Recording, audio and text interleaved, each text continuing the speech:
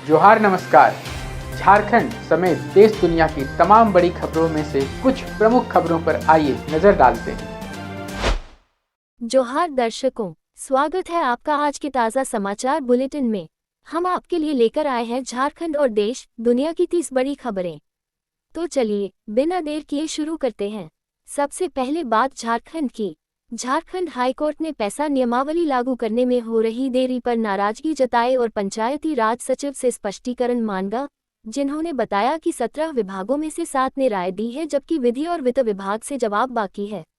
Court ने अगली सुनवाई 23 सितंबर तय की, जबकि याचिकाकर्ता ने कहा कि 1996 में बना कानून आज तक झारखंड में लागू नहीं हो पाया है। झारखंड हाईकोर्ट ने राज्य में बालू घाट और लघु खनिजों के आवंटन पर रोक लगाते हुए सरकार से 2 सप्ताह में पैसा नियमावली लागू करने पर जवाब मांगा है। अदालत ने देरी पर कड़ी नाराजगी जताई और अगली सुनवाई 23 सितंबर को तय की है। रामगढ़ जिले में अवैध कोयला चोरी और कारोबार मामले में सीबीआई ने बड़ी कार्रवाई करते हुए सीसीएल के सुरक्षा पदाधिकारी, 3 कर्मचारियों और 4 कोल लिफ्टरों सहित 7 लोगों को गिरफ्तार किया। आरोपियों के मोबाइल और व्हाट्सएप चैट से करोड़ों रुपए के संदिग्ध लेन देन और रिश्वतखोरी के सबूत मिले, जिन पर भ्रष्टाचार निवारण अधिनियम के तहत मामला दर्ज किया गया है। मंत्री शिल्पी नेहा तिर्की 11 सितंबर को मांडा प्रखंड मुख्यालय में जनता दरबार लगाकर लोगों की समस्याएं सुनेंगी और समाधान का प्रयास करेगी। इस दौरान बिजली बिल, पेंशन, जल संकट और यूरिया कालाबाजारी जैसे मुद्दों पर चर्चा होने की संभावना है। मुख्यमंत्री हेमंत सोरेन और विधायक कल्पना सोरेन ने रांची के दुर्गा सोरेन चौक पर स्वर्गीय दुर्गा सोरेन की जयंती पर श्रद्धांजलि अर्पित की। कार्यक्रम में नेताओं और कार्यकर्ताओं ने उनके सामाजिक और राजनीतिक योगदान को याद किया और उनके आदर्शों पर चलने का संकल्प लिया। झामुमो प्रवक्ता विनोद पांड्या ने पूर्व मुख्यमंत्री रघुवर दास पर आरोप लगाया कि उनके कार्यकाल में पैसा कानून लागू नहीं किया गया, ग्राम सभाओं को दरकिनार कर कॉर्पोरेट घरानों को फायदा पहुंचाया गया और भ्रष्टाचार व सीएनटीएसपीटी उल्लंघन हुए। उन्होंने कहा कि हेमंत सरकार पैसा नियमावली पर काम कर रही है और भाजपा पिछड़ों व आदिवासियों के अधिकारों की रक्षा के बजाय केवल सत्ता की राजनीति कर रही है। सर्वदलीय टाना भगत कमेटी ने राज्यपाल को 28 सितंबर 2025 को गुमला के चिंगरी, बिशुनपुर में आयोजित होने वाले जतरा टाना भगत जयंती समारोह में मुख्य अतिथि के रूप में आमंत्रित किया। राज्यपाल ने आमंत्रण स्वीकार करते हुए समारोह में शामिल होने का आश्वासन दिया, जिसे टाना भगत समुदाय ने सम्मान और उत्साह से स्वागत किया। मुख्यमंत्री हेमंत सोरेन से विभिन्न दुर्गा पूजा समितियों के प्रतिनिधिमंडल ने मुलाकात कर उन्हें सपरिवार पूजा हेतु आमंत्रित किया और सरकार से निरंतर सहयोग पर आभार व्यक्त किया। मुख्यमंत्री ने आश्वासन दिया कि इस वर्ष भी दुर्गोत्सव के सफल आयोजन के लिए पूरा सहयोग मिलेगा और रांची को मॉडल शहर बनाने की दिशा में सरकार प्रतिबद्ध है।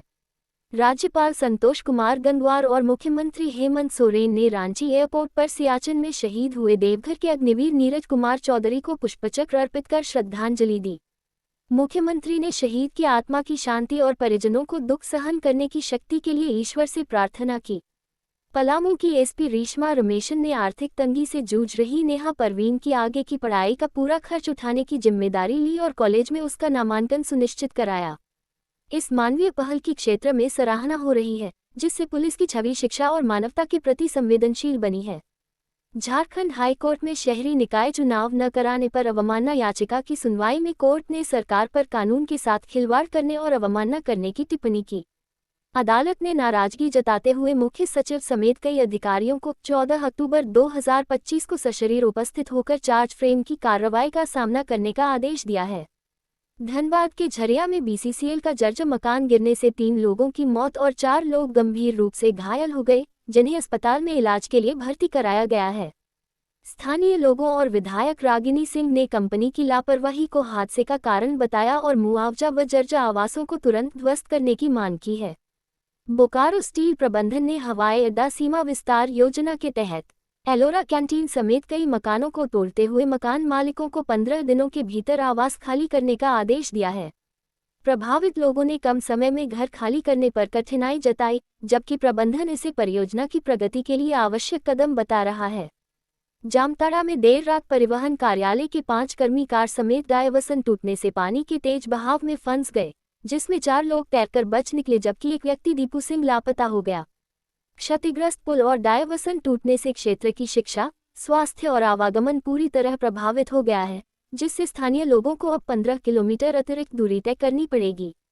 बोकारो में अवैध कोयला कारोबार रोकने के लिए खनन विभाग ने जैना मोड़ चौक पर जांच अभियान चलाकर बिना कागजात के ले जाए जा रहे 2 ट्रकों को जब्त किया। ट्रक और चालकों को जरीडीह थाना को सुपुर्द कर प्राथमिकी दर्ज की गई तथा चालकों को गिरफ्तार कर कार्रवाई शुरू की गई।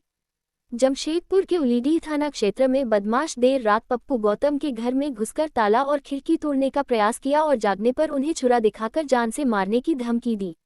उचक के घर से पानी का मोटर चुराकर फरार हो गए। मामले की शिकायत पुलिस को दी गई है। झामुमो विधायक रामसूर्या मुंडा की तबीयत हर्निया की समस्या के कारण बिगड़ने पर उन्हें रिम्स में भर्ती कराया गया, जहां प्राथमिक इलाज के बाद फिलहाल घर पर आराम करने की सलाह दी गई है। डॉक्टरों ने सर्जरी की सलाह दी है और पार्टी कार्यकर्ताओं व नेताओं ने उनके शीघ्र स्वस्थ होने की कामना की है। हजारीबाग पुलिस ने गुप्त सूचना पर कार्रवाई करते हुए पेट्रोल पंप लूट की योजना बना रहे 3 आरोपियों रितेश कुमार यादव, पंकज कुमार और राहुल कुमार को हथियार, गोलियां, मोबाइल व 50 रुपये हजार नकद के साथ गिरफ्तार कर लिया। पूछताछ में पंकज ने 15 अगस्त को हुए पेट्रोल पंप लूटकांड में शामिल होने की बात स्वीकार की, जिसके आधार पर मामला दर्ज कर आगे की कार्रवाई की जा रही है। चाईबासा की टेबो थाना पुलिस ने एंटी क्राइम चेकिंग के दौरान डोडा तस्करी में शामिल 2 तस्करों जोहन पूर्ति और मार्टिन सोए को 1.5 लाख रुपये नकद, बाइक और मोबाइल के साथ गिरफ्तार किया। दोनों पर पहले भी डोडा तस्करी के मामले दर्ज हैं और इस बार एनडीपीएस एक्ट के तहत मामला दर्ज कर आगे पूछताछ की जा रही है। गिरिडीह के गावा थाना क्षेत्र में 2 महिलाओं की हत्या के आरोपी श्रीकांत चौधरी ने पुलिस हिरासत में ही धारदार हथियार से गला काटकर आत्महत्या का प्रयास किया और इलाज के दौरान उसकी मौत हो गई। इस घटना ने पुलिस सुरक्षा व्यवस्था पर गंभीर सवाल खड़े कर दिए हैं और मामले की जांच की जा रही है। रांची के डोरंडा स्थित हजरत कुतुबुद्दीन रिसालदार शाह बाबा का 218वां सालाना उर्स 11 से 15 सितंबर तक आयोजित होगा, जिसमें राज्य के मुख्यमंत्री हेमंत सोरेन समेत कई राजनीतिक व प्रशासनिक हस्तियां शामिल होंगी। आयोजन में मनोरंजन के लिए झूले लगाए गए हैं और 14 से 15 सितंबर को मुंबई से आए कव्वाल अजीम नाजा और जुनैद सुल्तानी के बीच कव्वाली मुकाबला होगा।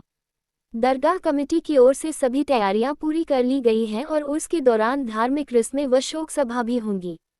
पूजा, दीपावली और छठ पर यात्रियों की भीड़ को देखते हुए रांची रेल मंडल ने सितंबर से नवंबर तक 12 स्पेशल ट्रेनों के संचालन की घोषणा की है। इनमें रांची होकर चलने वाली गोरखपुर, अजमेर, आनंद विहार, दुर्ग, रक्सौल समेत कई गंतव्यों के लिए विशेष ट्रेनें शामिल हैं। रांची में माध्यमिक शिक्षा निदेशालय ने स्नातक प्रशिक्षित शिक्षकों के अंतर जिला स्थानांतरण के लिए कई आवेदनों को वापस लौटा दिया है।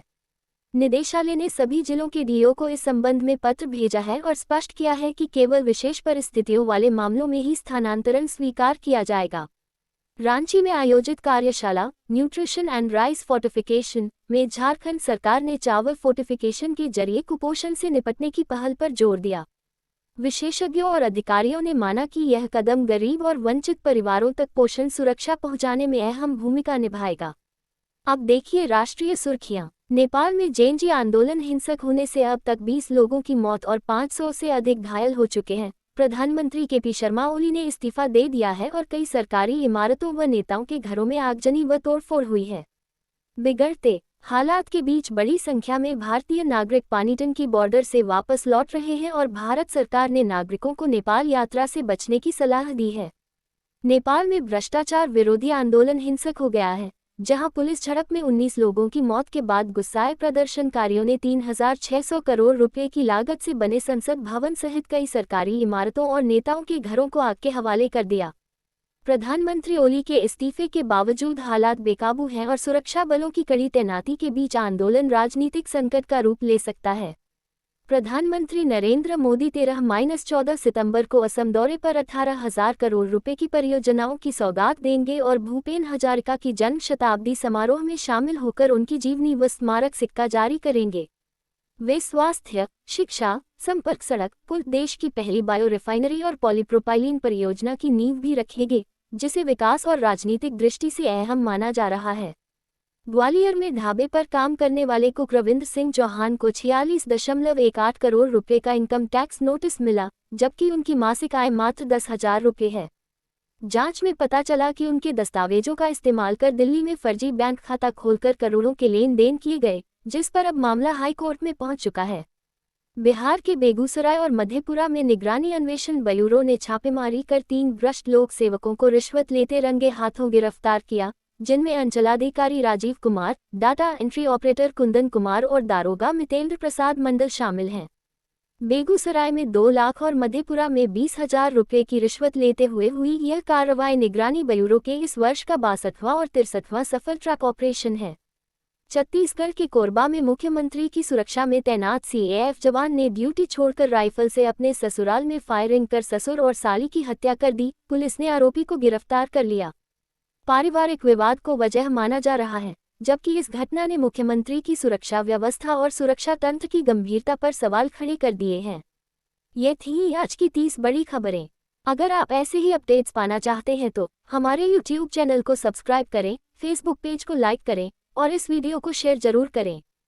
फिर मिलेंगे अगले बुलेटिन में। तब तक के लिए जोहार और नमस्ते।